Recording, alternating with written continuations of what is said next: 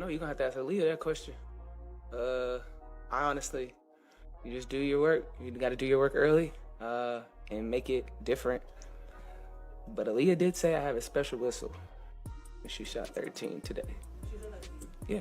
Yeah, she said the last game I had a special whistle, which is cool. The audio clip says it all. I don't know. You're gonna have to ask Aliyah that question. Honestly, you just do your work. You gotta do your work early. And make it different. But Aliyah did say, I have a special whistle. That was Aaliyah Wilson, the face of the Las Vegas Aces, a two-time MVP and defending champion, just after a stunning playoff loss. And in the very next room, her coach, the legendary Becky Hammon, stared down reporters and delivered her own version of events. They shot 34 free throws. We shot 11. Next question. In a matter of minutes, the entire narrative around a hard-fought basketball game was twisted, turned upside down, and repackaged not as a story of an underdog's triumph, but as a full-blown conspiracy. The excuses flew faster than missed free throws, a desperate attempt from a dynasty that couldn't stomach the reality of being outplayed, outworked, and outclassed. The look on your face while you're looking at that box score, I'm wondering what's really standing out to you there. I was just looking at the fouls. Like, Bliss had 5, Jackie had 5, Chelsea had 5. And that's very interesting to me because I'm not saying we don't foul. Yeah, we foul here and there, but that's very interesting. This isn't just about a single game. This is about legacy, ego, and the shocking moment a champion decided to blame everyone but themselves. If you want the full, unfiltered breakdown of the sport's SH asterisk, though, you need to watch this entire video, because the truth they don't want to hear is more explosive than any post-game rant. The meltdown was immediate and breathtaking in its lack of self-awareness. This wasn't the quiet disappointment of a team that fell short. This was a public relations assault on the integrity of the game itself. Becky Hammon walked into that press conference with a demeanor of pure smugness, treating the free throw discrepancy not as a statistic to be analyzed, but as a smoking gun that absolved her team of all failure. Her next question wasn't a dismissal of the media. It was a dismissal of the entire concept of accountability. Meanwhile, Aaliyah Wilson, one of the most dominant players on the planet, was busy pushing a truly bizarre narrative. Instead of crediting Indiana's Aliyah Boston for a dominant performance, she hinted at a special whistle, implying that Boston was the beneficiary of some kind of prearranged favoritism from the officials. Anesthesia. It looks like they really were intentional about going to Aliyah in the second half. What was, I guess, difficult about containing her? I know you guys kind of touched on a few things, maybe with the foul calls, that what made it successful for them to keep running hard tonight? I don't know, you're gonna have to ask Aaliyah that question. Honestly, you do your work. You gotta do your work early, and make it different. But Aaliyah did say I had a special whistle. She shot 13 today. She said that to you? Yeah. Yeah, she said the last game I had a special whistle, which is cool. So we just gotta play their better defense, make her look a little difficult, and kind of go. It was a phrase soaked in implication, designed to suggest that the win was tainted, illegitimate, and handed to Indiana rather than earned by them. In that moment, the defending champions transformed from competitors into conspiracy theorists, and they did it on live television. To truly understand the free throw disparity, you must look beyond the final tally and into the how and why. The Aces narrative conveniently ignores the crucial context of when and how those free throws occurred. As you pointed out, the Fever strategy was one of pure aggression. However, a significant portion of that 34 free throw count came from the Aces' own tactical decisions in the game's final moments. Fans and analysts were quick to point out on social media that 11 of Indiana's free throws occurred in the last 60 seconds of the game, with another 12 coming in the final 2 minutes, as Las Vegas resorted to intentional fouling to stop the clock and try to mount a comeback. When you subtract these desperation fouls from the total, the disparity looks far less sinister and far more like a natural consequence of one team leading late in a close game. Megan had 4. What? Oh my God, that's interesting. That's what I was looking at. We'll do better. We gotta play better defense. I'm interested. You mean that shit? Yeah, I can't say that because I got a brain. But Say it, I have no brain. yeah, it's interesting. But we'll be better. Furthermore, the Fever style of play was designed to draw contact. Aaliyah Boston, in particular, was relentless in the paint, forcing the Aces' defense into difficult positions. This wasn't a case of a special whistle. It was a case of a superior game plan being executed to perfection. The Aces' focus on the final number is a classic example of using a statistic without providing the necessary context, a misleading tactic that falls apart under the slightest scrutiny. The Fever didn't just shoot more free throws. They earned more free throws through a determined inside-out offensive approach that the Aces had no answer for. The narrative of Io Wilson as a victim of officiating is not just ironic. It's a complete rewriting of her established basketball identity. Wilson is a multi-time MVP, a player who has consistently been one of the most dominant forces in the league, in part because of her ability to get to the free throw line. Her game is built on drawing fouls through powerful post moves and aggressive drives. To then claim that another player's success must be due to a special whistle, project her own playing style onto her opponent in a way that lacks self-awareness. The comment about Boston having a special whistle was particularly revealing, as it attempted to reframe Boston's legitimate physical dominance as a product of officiating favoritism. This creates a lose-lose situation for rising stars like Boston. If they are outplayed, they are inferior, but if they succeed, it must be because of an unfair advantage. This kind of rhetoric protects the established superstar status at the expense of acknowledging a competitor's growth and skill. Coach, how much Liz foul trouble impacted you on the rotation and her impact on the defensive end? Yeah, I mean, it hurts us. We need to be able to play Liz heavy minutes. She's been an impactful player in this series. I gotta go back and look at the tape, but it seemed like there was a lot of grabbing and holding down there. That got called one way. Anything else? I did appreciate it was a little tighter called, but tighter on both ends would have been nice. It's a deflection from the real issue, which was that on that night, Boston was the more impactful player in the post. True champions adapt to challenges and give credit where it's due. They don't attempt to delegitimize the accomplishments of their opponents. This moment of hypocrisy exposed a fragility that few would associate with a player of Wilson's caliber, suggesting that the pressure from a rising contender was getting under the skin of the established champion. Becky Hammon's post-game press conference, where she simply stated, "They shot 34 free throws, we shot 11, and moved on," was presented as a mic drop moment, but it was actually a sign of a deeper coaching failure. A Hall of Fame caliber coach is expected to provide analysis and outline a path forward, not simply point to a stat and imply the game was stolen. Meanwhile, Fever coach Stephanie White clearly articulated her team strategy. "I think we were the aggressor. We attacked." This fundamental difference in post-game commentary reflected the fundamental difference in their in-game adjustments. The Fever identified a weakness and exploited it relentlessly, feeding Aaliyah Boston in the post and forcing the Aces defense to collapse or foul. Hammon, in contrast, had no visible counter. She didn't implement effective double teams, adjust offensive rotations to cut off entry passes, or devise a scheme to make Boston's looks more difficult. Blaming the referees is the easiest escape hatch because it requires no tactical introspection. It allows a coach to avoid asking difficult questions like, why were we unable to disrupt their offensive flow? Or how did our defensive game plan fail so completely? By choosing the path of deflection over self-critique, Hammond sent a terrible message to her team. That failure is an external force to be blamed, not an internal problem to be solved. This lack of accountability at the coaching level can trickle down to the players, fostering a losing mentality that is hard to reverse. To claim that the Fever's victory was a product of officiating is to completely disregard the sheer breadth of their team effort and the individual brilliance on display. This was a systematic, hard-earned victory where multiple players stepped up in critical moments. Let's break down the dominant performances the Aces narrative asks you to ignore. Aaliyah Boston's dominance. Boston was an unstoppable force, putting up a monster stat line of 24 points, 14 rebounds, and 5 assists. She wasn't just scoring.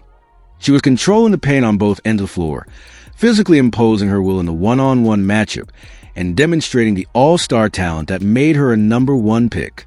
Kelsey Mitchell's clutch play. Mitchell was the game's leading scorer for Fever, dropping 25 points and hitting clutch shot after clutch shot to keep the Aces at bay. Her offensive firepower was essential in answering every Las Vegas run. Team-wide togetherness. Beyond the stars, the Fever displayed a palpable sense of unity.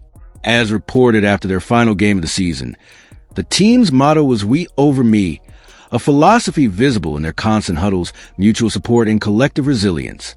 This wasn't just one player having a hot night. It was a full team effort built on trust and shared purpose. The Fever won through a combination of raw size, pure aggression, relentless hustle, and undeniable heart. They were the tougher, hungrier team that simply wanted it more, and every player in an Indiana jersey earned that victory with their sweat and skill.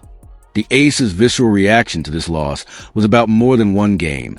It was a symptom of a looming power shift in the WNBA. For years, the league has been dominated by a small circle of established teams, with the Las Vegas Aces' position as a standard. The Indiana Fever, for much of this period, were a rebuilding project. However, the arrival of new superstars and the rapid development of core players like Aliyah Boston have dramatically accelerated their timeline. The Aces' meltdown was the sound of a dynasty realizing that a new, young, and incredibly popular team is not just knocking on the door. They are kicking it down.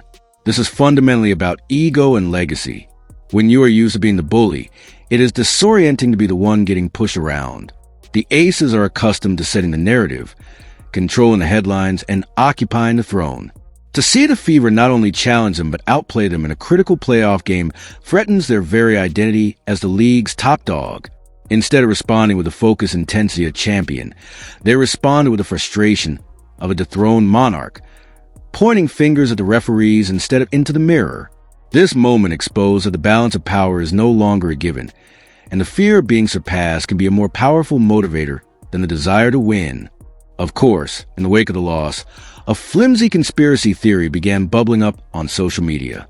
The narrative claimed that the league, desperate for ratings, was rigging the games to get Caitlin Clark and the Indiana Fever into the finals.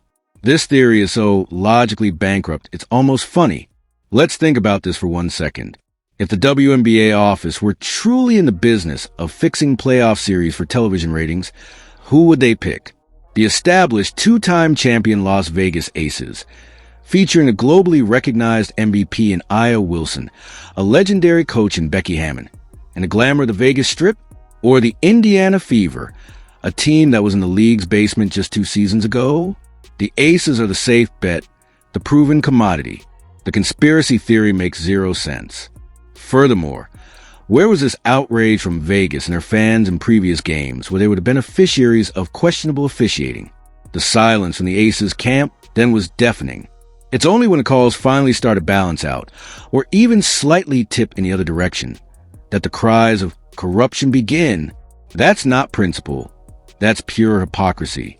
But let's not just call it hypocritical and move on. Let's surgically dismantle this conspiracy with facts and logic. First, and most importantly, this theory contains a fatal, internal flaw that completely unravels it. For the league to rig a game for a player, that player actually has to be on the court. Here's a fact that conspiracy theorists conveniently ignore. Caitlin Clark was not even on the Fever's active roster for the postseason. She announced she was out for the rest of the season back on September 4th to recover from a groin injury. Her campaign was effectively over at that point, regardless of how far the Fever advanced. So, let's be perfectly clear. The idea that the league was manipulating a playoff series to feature a superstar who was in street clothes and legally ineligible to play is not just illogical, it's intellectually dishonest. Why would the league risk the integrity of its entire product for a player who couldn't even suit up? The very premise is absurd on its face. Second, the conspiracy theory fundamentally misdiagnoses the problem. It points to a few controversial calls in a single game and screams corruption, when the reality is a well-documented, long-standing, and structural issue with WNBA officiating as a whole. This isn't a secret. This is a topic coaches and players from every team have been vocal about for years. The problem isn't a shadowy league agenda. It's a resource gap. Think about this. NBA referees are salaried employees, while WNBA referees are paid by the game and often work NCAA games in the winter, forcing them to adjust between different rule books. The NBA has a sophisticated replay center and publishes detailed last 2-minute reports for transparency. The WNBA has none of that. This is an excuse for bad calls. It's the reason for inconsistent ones. As Fever coach Stephanie White said after a different, notoriously physical game, when officials don't get control of the ball game, This is what happens. You're seeing the symptoms of a systemic problem, not evidence of a plot. Furthermore, this rig for ratings narrative falls apart the second you look at the league's other superstar players. If the league were truly playing favorites, why would it allow its other crown jewels to be treated with the same physicality? This season, Las Vegas Aces superstar and MVP Aaliyah Wilson was hidden ahead in a play her coach, Becky Hammon, believed was a dangerous and should have been a flagrant 2. The result? Wilson ended up in the league's concussion protocol and missed several games. Does that sound like a league that is carefully orchestrating outcomes to protect its biggest assets? Absolutely not. The league's officiating inconsistencies are an equal opportunity failure, affecting the Aces, the Sun, the Sparks, and the Fever alike. Sparks guard Kelsey Plum also recently laid into the referees, stating, "There were multiple shots at the end of the game where they're just coming in FING swinging, and they just don't call anything." When players from multiple top teams are all complaining about the same lack of control and consistency, it points to a league-wide standard, not a Target conspiracy. Finally, let's talk about legacy. The WNBA has been building momentum for years, and its recent surge in popularity is a testament to the collective star power and compelling narratives across the entire league. From Aaliyah Wilson in Vegas to Breanna Stewart in New York, and yes, Caitlin Clark in Indiana. For the league to engage in the kind of game rigging suggested by this theory would be to gamble with its entire future. The risk is astronomical. If even a shred of evidence ever surfaced, the damage to the WNBA's credibility would be catastrophic and possibly fatal. It would betray the trust of every single fan and undermine the incredible athletic achievements of every player. The league doesn't need a manufactured Cinderella story. It's already getting genuine, hard-earned drama from a Fever team that, against all odds, fought its way to the brink of the finals. The real story is so much more compelling than the fictional one. The Fever's journey is a testament to resilience, teamwork, and the emergence of players like Aliyah Boston as bona fide superstars. To claim their success as a product of a special whistle isn't just wrong.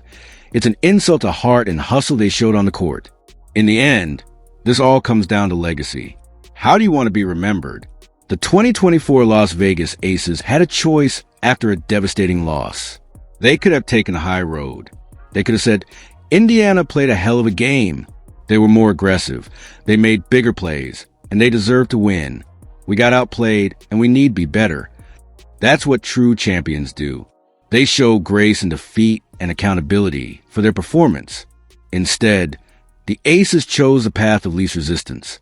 They pointed their fingers at the referees, they whispered about special whistles, and they tried to rewrite the story of their own failure. In doing so, they exposed a profound insecurity. They revealed that they are scared of the Indiana Fever, scared of their own mortality, and scared of a future where they are no longer on top. The pressure is now entirely on them for the next game. If they lose, the narrative won't be about the refs. It will be about how Aaliyah Wilson and Becky Hammon were outplayed and outcoached when it mattered most. The Indiana Fever didn't just win a basketball game. They exposed the champion's fragile ego. They earned their victory on the court, while the Aces lost theirs at the podium. This story is far from over, and the next chapter will define legacies. Let us know in the comments who you think has the mental toughness to win this series. And subscribe, because when the final buzzer sounds, you know we'll be here to break down every last shocking detail.